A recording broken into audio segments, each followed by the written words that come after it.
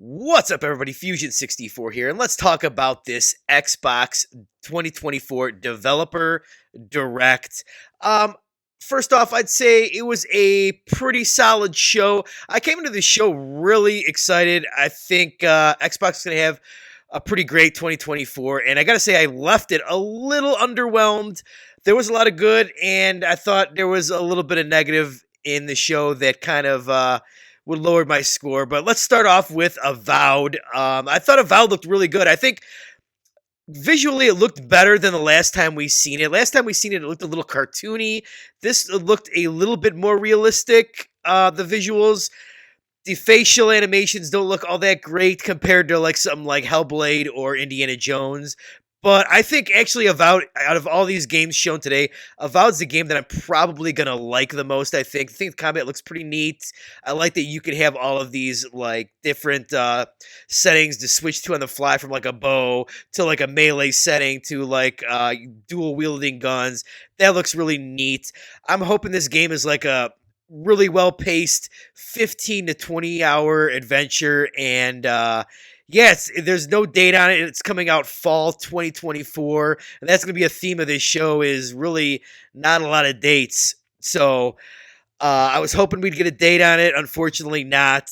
And now the next game that they showed was Hellblade 2 Senua's Saga, and we've seen this game so many times, but we've seen so little of this game, and I'm just tired of seeing it. At least they dated this. This is coming out May 21st. And what's interesting about this is it's a digital only release, and $50 if you're not going to get it on Game Pass. And they said that this is about the same length as the previous one. They even mentioned in the video it's a shorter narrative driven experience, and this is a little disappointing. I was hoping that this game was going to be a little bit more fleshed out than the first game and make it more of a game and less of a walking simulator. And the first game is like an 8 hour game, so they're saying that this is 8 hours, which the length doesn't really bother me too much. 8 hours for a game is fine, but it seems like they spent like what 6, 7 years making this game for like an 8 hour walking sim. Again, maybe I got a little too hyped up, and I thought that this was going to be something more than it isn't. And yeah, that's a little deflating. At least they gave us a date, May 21st. I'm sure I'll like it. But I gotta say, I have a hard time not being disappointed that it's not like, not more. It just seems like more of the same of the first one. So that's that. They showed Square Enix was there. They showed Visions of Mana, which looked pretty cool. It's nice that they're getting that on like an Xbox show, and it's not something that is going to be exclusive to PlayStation to come later. So that's a decent get. I mean, it's not on Game Pass, so who knows? I don't think it's probably going to do well if it's not on Game Pass. So the Oxide game, I don't even know what that. It's a PC game. I have zero interest in that. That does nothing for me. So that's like a nothing burger right there. And then we get to the big release, Indiana Jones. Machine Games. I was really surprised when they opened up and they got the likeness to Harrison Ford, and I forgot what Indy's buddy is that they got his likeness to. I was really surprised in that. Troy Baker is voice acting Indiana Jones. I don't know how I feel about that, but overall, I think the game looks pretty neat. I guess I'm a little disappointed maybe that it's not third person. Xbox has a lot of first person games, and I feel like it would really do the platform better if they had more third person, especially with something like Indy, who is such a recognizable character. Now, I guess in certain sequences, it's going to go from first person to third person. But yeah, I mean, still think the game looks great. I'm a huge Machine Games fan. I love Machine Games. Both Wolfenstein games, the first two, I really love. I even thought the Wolfenstein Young Bloods was decent. I know they were trying to go for something different, so you can't really blame them for that.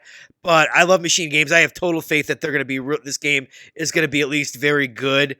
So, but yeah, then even on that one, they just dated it to 2024, which is a little troublesome. Like they can't even give us like a release window. So like that's a game where I could see that game possibly slipping to 2025. So yeah, I mean, and then we came out of this developer direct with no first quarter game for Xbox. You know, they're the ones that they said that they want to have a big game every quarter, and once again, we're going to go the first quarter without a big first party game, which is kind of a bummer. So, yeah, I mean, overall, I thought it was a really decent show. Like I said, Hellblade was kind of oh man, it kind of deflating on that. Kind of deflating not having release dates for Avowed and Indie, and kind of deflating that there's no big first party first quarter game. So, I mean, if I had to rate this, I'd say this is either like a high C or a low B for Xbox. I still think they're going to have a really good year. I'm going to, enjoy playing a lot of this stuff on Game Pass. So, yeah, I mean, pretty good show. Pretty good show. I mean, overall, like, there's nothing really there that screamed like, you have to play this game.